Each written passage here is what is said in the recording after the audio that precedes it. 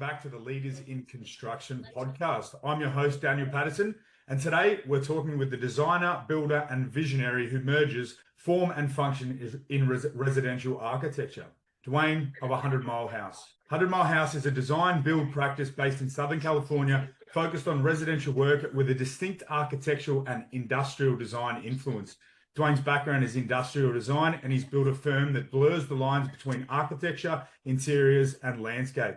Over the next 25 minutes, we'll get into Duane's origin story, how he integrates design and build, his operational challenges, his marketing approach, and what's ahead for the firm. Duane, thanks for being here. No, my pleasure. Thanks for having me. No worries at all. Now, let's start with your journey and where you came from, how you got there, and the transition in between. Yeah, I guess it starts when I was a kid, actually. I always wanted to be an architect from, I think when I was about 5 years old. I started playing with Lego blocks like most kids do, and that just stuck. I just never got rid of that passion. And I knew from a young age, like what university I wanted to go to study architecture. And my life just took a different course. I actually was rejected from 3 architecture schools, actually. And that led me to working for an architecture firm. So I did about 1.5 years at an architecture firm as an intern before I even studied architecture. And then that led me actually to study industrial design. So I had this completely different kind of career path change. And industrial design, for those viewers that don't know, is the kind of practice of designing and engineering products. I for like a lot of my career actually was designing mass-produced products like consumer goods, lighting, electronics, medical equipment, stuff like that. But I always had this passion for architecture still. So, and actually even during university, I took a year off and I went to Germany. I studied at the Bauhaus there for 6 months. And that informed a lot of my kind of ongoing passion for architecture and for building and being very hands-on with my process. Yeah, and so about 10 years ago, I kind of left the corporate design world where I was leading large teams of industrial designers and product designers, apparel designers. And in my career over the years has just taken a lot of different paths. So I've touched on designing anything really. Yeah, I just kind of felt this drawback to doing architecture. So I started 100 Mile House about 10 years ago, and actually just over 10 years ago now. And it's been kind of on a really nice growth path ever since. And focused on residential primarily. We do about 95% residential. And for the first 7.5 years of that 10 years, it was just me. So I started working out of my bedroom, took over a room in our house as an office.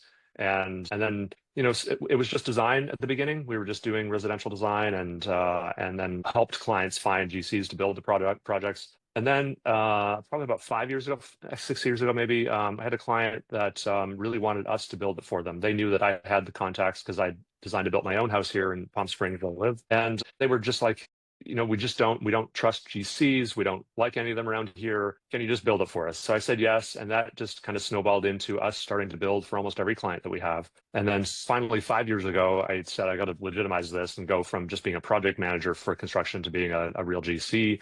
So I got licensed. And then a couple of years after that, I realized, we're doing so much construction work and I have to just focus on it so much now that we need to bring in some support just to focus on that side of the business. So our first hire was a construction manager, and again snowballed from there. So we brought in additional designers and architects, and we now have a full construction team. So we have in-house project senior construction manager who handles budgeting and scheduling, things like that. And we have 3 site supers out in the field now. And then in-house we have architect, interior designer, 3 architects actually right now, an interior designer, and then me. And then a finance person as well. So the last 2.5 years has been a huge growth path from being just a one-man show to being a full, legitimate, multi-million-dollar design build firm. So yeah, that's the path. Amazing. And what was the vision early days? So when you first started, I'm sure you didn't quite think too much about what it's going to be like in 10 years, but what was that vision that you had? I wanted to, first off, it was, in the early days, it was the first couple of years was just helping people do remodels and just kind of be very thoughtful with how I approached the problems that we were presented. A lot of, we're based in Palm Springs, California, which is a mid-century modern mecca. I think a lot of your viewers probably know or might know of that. There's 1 week in particular, or 2 weeks actually in the spring, that's called Modernism Week, where just 70,000 people come into the city because they all have a love for architecture and mid-century modern architecture in particular. So, being here and practicing architecture means there's a lot of renovation work happening. So there's just a lot of mid-century modern homes that people want to restore or do additions to, but in a style, that's very respectable of the original architect's visions. But a lot of the mid-century modern homes were just not great space plans. They were chopped up, or they were very compact. So a lot of our projects in the early years were helping people resolve those kind of space plan issues. And so having a product design background, which is so much more customer focused and use focused and kind of issue focused, where we kind of get to know the problems and really understand the challenges and the problems that we're trying to solve. A lot of architects don't approach problems the same way. They start with a bigger vision and start with aesthetics and kind of a grand vision for a building. And it's less about the actual flow of a space and making it livable. And I think the early years, again, were about me kind of approaching architecture a little bit differently with a different eye and a different approach to problem solving. And then from there, again, it's developed into adding on other services and building, because we also approach building a little bit differently, because it's, you know, all in-house now, and we have a very integrated team. And a lot of design build firms start as either a GC who just brings in a designer, a junior designer, because they know offering design can kind of bring more customers to them, or it starts as an architecture firm that adds on construction, but it's often just a partnership with a GC. We have kind of grown more organically, very integrated. So our team is super integrated. We have our designers out in the field very frequently, and we have our site supervisors in the office, kind of very regular communication with our designers. That there's just a cohesion there that is not there with all design build firms. And I think that was the vision when I started, realizing that, hey, we're going to be a licensed GC and we're going to be building all these projects. Let's do it differently. Let's kind of build this properly from the ground up. So that's, you know, it didn't start off 10 years ago as that vision at all, but it's evolved into that. And the last couple of years in particular, we're very focused on being the best that we can be. So it's, you know, bringing in the right people, building the right team, putting in the right processes, and then growing as much as we can with that team in place. So we have a really nice solid team now. Everybody on the team just very regularly reports back to me on how great a team, how much they enjoy working with each other, how great a team it is. So that's really satisfying as a manager, for sure. Yeah. I think that's one of the biggest things when you come to a company, is that feedback that you get from your staff, whether that be positive or negative. I mean, having a whole team coming back to you all the time saying that it's good news, it's not an easy thing to do. So look, where were the early challenges that you faced, and how did you guys overcome that? Because obviously coming from a background to transitioning to doing the whole from start to finish, there's bottlenecks left, right, and center when we talk that. So what were your main ones? And Absolutely. How did you overcome them? That's a great question. I think as we were starting to transition into project managing the construction in particular, part of it was just understanding what we needed in terms of margin, because we weren't a licensed GC, so we were just charging kind of a project management fee. We didn't have as much overhead. So we started off at kind of a fairly low markup on all of our subs work. And, when we started designing, kicking off new design projects with the idea of building those, a design project can be, with design and permitting, can be a year-long project. And we were kind of committing to a particular margin up front to say, hey, all right, we're going to build this for you when we kick off building in a year from now with a margin that we committed to. And, a year later, we're like, oh shit, that's not quite enough for us anymore as we grow. And that's still the case.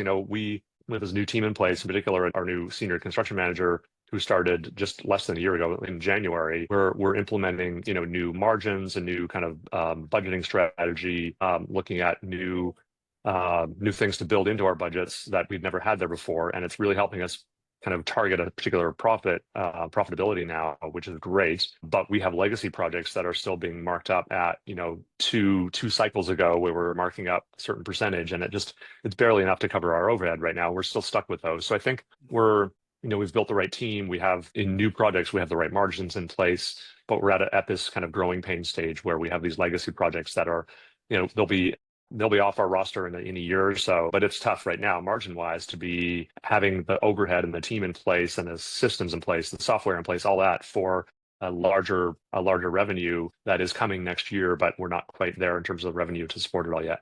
Yeah, that's probably the biggest growing pain over the past years, and we're still experiencing it a little bit.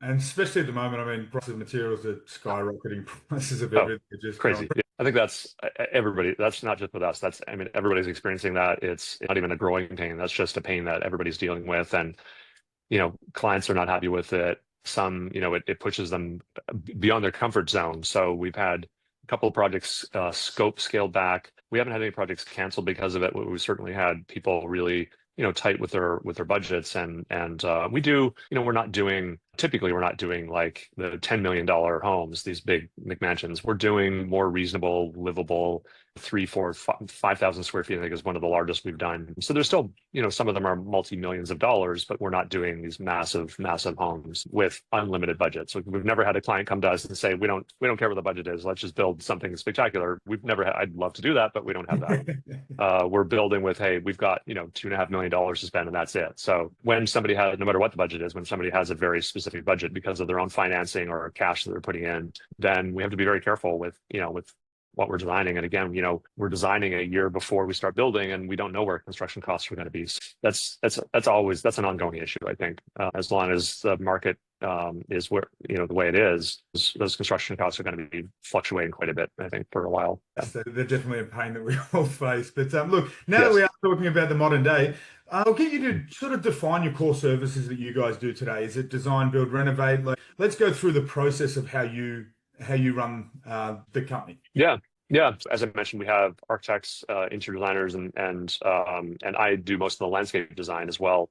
So we have all 3 services in-house as well as full construction. And so when a client comes to us, generally they reach out because of a lot of word of mouth, or they've seen our work over the years, either in like show homes that we do here in Palm Springs or online. And they'll say, hey, we have a renovation we'd like to do. We need your help with the architecture and with the building. But they may be design inclined or have a good eye themselves, and they may want to handle the interiors themselves. So sometimes, they'll say they'll want to be very heavily involved, or they already know kind of the materials and fixtures they want to use inside. They just need our help with the space planning or the permitting. But we'll, those first initial conversations, those first touch points will kind of, hone in on the services that they want, if they need architecture, if they need the full package, architecture, interiors, and landscape design. And then we'll talk about building as well. And often they're coming to us because they've seen that we build, and they do know that they want to just work with one firm. I think a lot of clients have an experience in the past with a GC where it didn't go that well,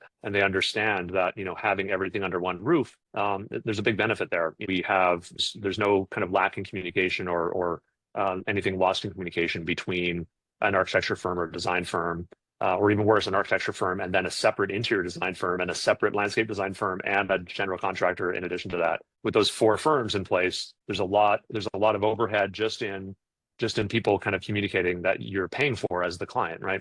So we carve out all those costs because we're doing everything under one roof. And there's still mistakes happen, miscommunications happen, but hopefully or generally it's minimized because we're under one roof. So again, generally, we'll have those conversations early on. We'll understand if a client is coming to us because they see the benefit in us building for them as well. And so we plan for that from the beginning. And it does change our process a little bit in that we can start thinking about budgets very early on. So we do talk with clients about budgets as early as we can. We design to those budgets as best we can. And then generally, even when we're in the design development stage or early construction document phase, before we even have engineering sometimes done, we will actually start doing kind of ballpark bids. We'll look at past projects that are similar, or we'll talk to some of our key subs, just like concrete framing, electrical and plumbing, like the 4 big subs, and windows and doors sometimes as well. And we'll get numbers going for those, again, ballpark, like budgetary numbers, and then we can kind of flesh out the rest of a ballpark budget based on those. And so very early on in the process, we're trying to get, still high level, but some fairly detailed budgets so we can tell a client where we are. And then often at that point, especially lately with costs the way they are, we'll see a little bit of a pullback in scope because we're 25% or 30% over where they want to be. And it helps inform the design process really easily then, as opposed to us being, if we were 2 separate companies or 4 separate companies, it's a lot harder to be that fluid and that organic with our process where we are, back and forth between design and our construction manager building budgets very dynamically. We also share one software. So we have a project management software we use called JobTread. It's a fairly new software out of Dallas. It's a great company. I think they're up to like 100,000 users or something now, but we've been with them for about a year ago. And we've looked at all the other big software that are way beyond what we need. And then some smaller software that were what we needed, but they didn't quite hit check all the boxes. JobTread does a fantastic job. But it's allowed us to, as a team, kind of build things organically as well. So our designers, our architects are all working in that software, helping to build budgets, helping to look at schedules and message each other and just kind of send out bid requests that feedback into budgets. It's just, just that software alone has kind of expedited things and allowed us to be more efficient and be more kind of together as a team on the budgeting side of things. So cohesion and transparency, I feel like is just a massive point that you're trying to drive home, and something that you've really drilled into your team, your company. Am I right on the right path there? Absolutely, yeah. Cohesion's a big one. I think having I don't see us getting to a point where the team is so large that the left hand is not talking to the right hand. I think we need that cohesion, that communication to do what we do really well, and that's, I think clients are starting to see the benefit of that as well, for sure. Yeah, software is a big part of it, but also we've got we've put a lot of effort into standard operating procedures and communication methods. We've done some customer service kind of training in-house so that we're all on the same page when it comes to how to talk to customers, how to talk to vendors. We want to, our brand we have ideas about what the brand represents, and we want to maintain that vision through all the touch points with everybody that we communicate with, whether it be a vendor or a subcontractor or a customer or a prospect. And we're starting to see some benefits from that, I think. All of this has come about just in the last year, really, where we're really starting to focus on delivering what we're kind of envisioning for the company. Very important thing is brand recognition. And so let's dive into a little bit. What is it that the culture of your company really strives to hit? What is that marker? And how do you ensure the vision is faithfully executed? Yeah. Great question. From the early days, I think transparency was a big thing for us. That, in my experience as a designer working with outside contractors on behalf of clients and kind of managing them, and also as a customer, because we have done renovations where we hired general contractors as well. So I've seen the process from all sides. And one of the big things that frustrated me in all cases from all different perspectives was lack of transparency. It was not having a schedule, not having visibility to a full schedule. It was not having full visibility to a comprehensive budget as well. And then lack of follow through on those things as well. So yeah, there may be a budget set or a schedule set, but there was never any kind of regular check-in or follow through on how things were progressing, looking at any upcoming risks to budget or schedule, and how to, plans to mitigate those risks. So that transparency is a big thing. And we started off being very, very transparent with customers. So we're an open book, our budgets are open book, our schedules are open book. And that means that we do have to be very buttoned up when it comes to our budgeting. We can't hide behind things. So we, from day one, are, with a client, very transparent. And, it comes back to haunt us sometimes, and we're getting better at kind of how to deal with those things. But I do still think that as a brand, we want to be known for being as transparent and easy to work with as possible. Yeah, that's the big thing. And another thing is also, on the design side, I think we're known to be designing and building very just comfortable, warm, livable spaces. There's a lot in Palm Springs and in Southern California that tend to be these larger, spaces that are just they're just monstrous spaces. They're very cold. They're very like hotel-like. And we're not known for that. We're known for using a warmer palette of materials and creating space plans that feel that live very easily and that feel much larger than they actually are. So we have this series of pre-designed cabins that we build, and they're not prefab. We still do site built because of the economics of it just don't make sense as a prefab. It just ends up costing more to do prefab. So we still site build them, but they're pre-designed and it's kind of a set footprint. They're only 800, the one bedroom is only 800 square feet, but everybody that goes into these spaces say, wow, this feels much larger than 800 square feet. It lives like a full-size house. It's not a tiny home by any means. Yeah. And so that carries through all of our projects. I think that that idea of livability and warmth and not coziness, but just the right size is a big kind of design tenet of ours. Yeah, I do feel like it's a really, really difficult marker to hit when you go into someone's home and try and design it as a home rather than just a space. A lot of people fail, and there are a lot of people that get it right. And it sounds like that you've got a very, very good grasp, especially in Palm Springs, of what that looks like for your clientele. So you've obviously done the research and you know your clientele very, very well, which is half the battles. Let's go into how you do your client acquisitions. 100 Mile House has a distinctive aesthetic, as you just mentioned. So how do you market that? What channels work best? Is it referral, social media, ad spend? How do you go about marketing to your target? Yeah, we've done a variety. We've done ads. We've done outreach through like local publications and things.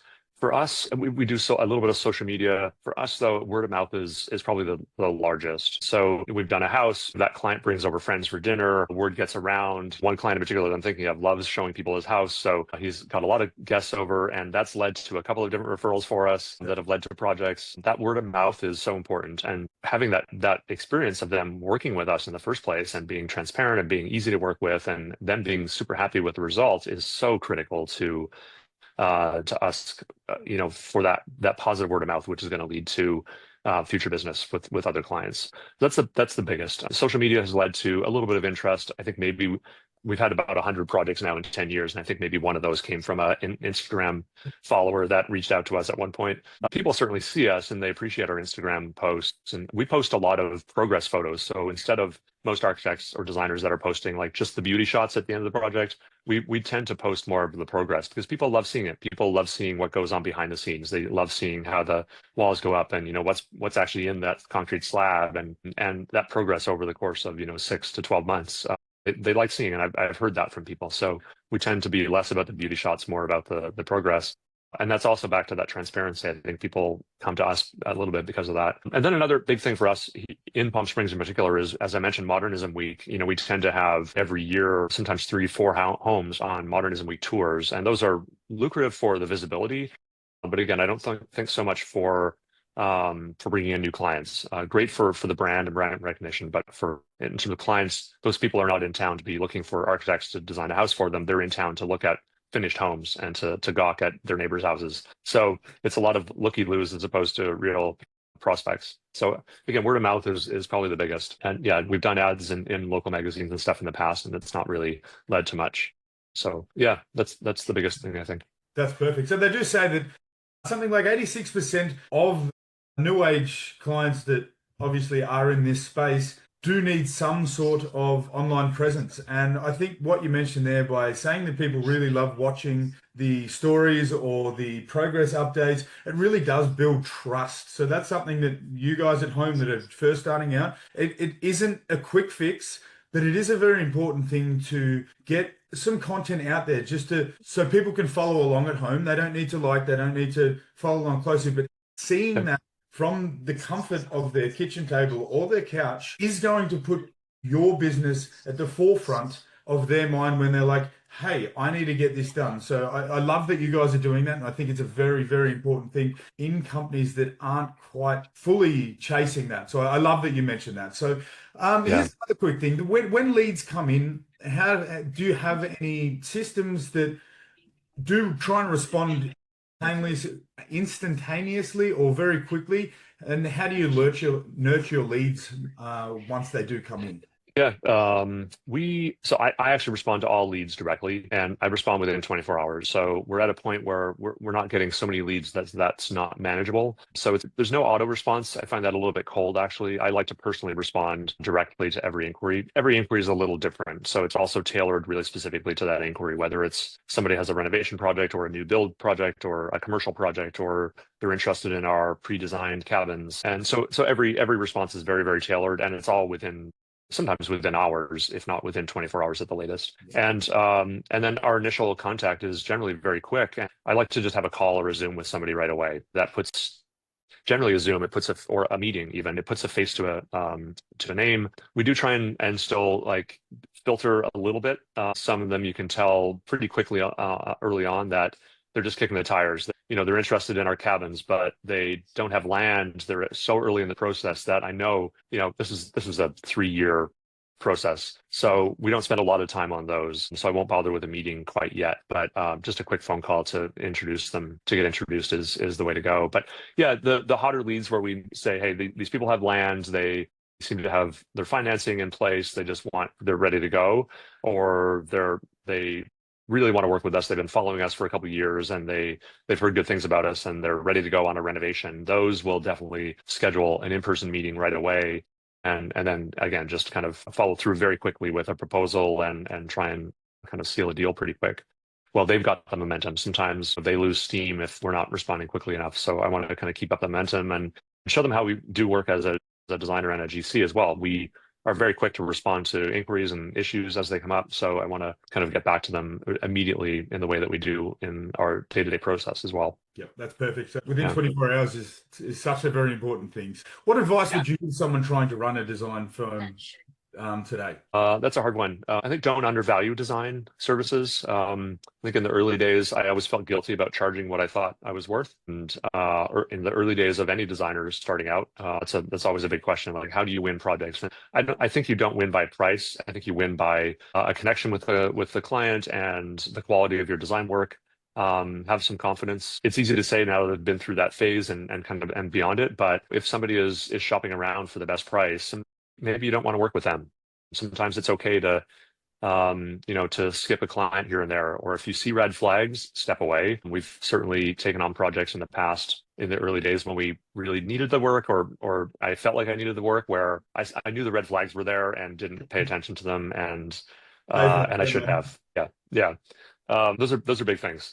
Listen to your gut, watch out for the red flags, and be okay turning down some work here and there, and then charge properly for your services. And if you charge more for your services, you don't necessarily need as many projects, so you have the ability then to turn down a project here and there. In the early days of being a designer, that was certainly a big thing. And the same thing goes for the construction side of things. When we started building, we also started taking on pretty much every project, and we were willing to do a little bathroom renovation or kitchen renovation. And it just, as you know, it's just so much work to mobilize and to do everything that's required for just such a small project. We're such a large firm now that it's hard to take on those small projects, and we'll just turn away. And it took me a little while to understand that and get to that point, but we'll turn down a $50,000 bathroom renovation. It's just not worth it for us to put all the resources in that are necessary to make that project work, because our revenue at the end of the day is just so little compared to the effort required for a much larger project, and the payout is that much better. So we tend to focus on the $500,000 renovations and up.